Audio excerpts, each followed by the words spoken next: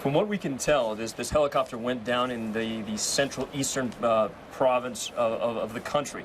This area has been a long restive and violent area, and we've seen an uptick in violence from Taliban insurgent attacks throughout the region, both in the east and in the south. From what we can tell, a NATO helicopter carrying U.S. Special Forces and 7 Afghans were traveling in this region when they came under fire from Taliban insurgents.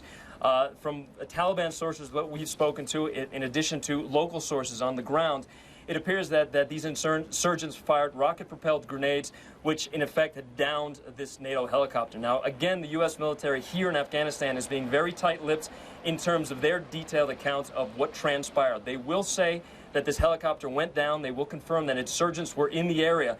However, some of the other information we're getting is from local sources. So again, a lot of violence here today in Afghanistan, and perhaps the deadliest day for U.S. soldiers since the war began in 2001. Yeah, I don't know how much to read into this, and cut me off if I'm stretching, but Taliban forces took down a Chinook helicopter, what, 2 weeks ago? Now another helicopter is down by the Taliban.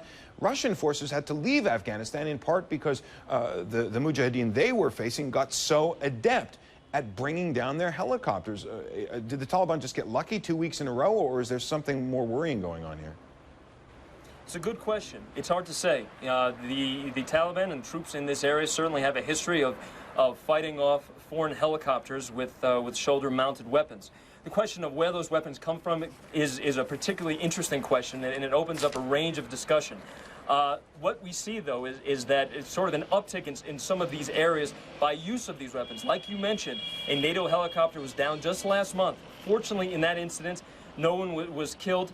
This incident is not certainly the case. Now, again, what we have to make mention of is that this comes at a critical moment of transition, just as NATO forces are beginning to draw down and handing over security to local and national forces. The question then remains, can local and national forces really take on a resurgent Taliban if that's what we're looking at?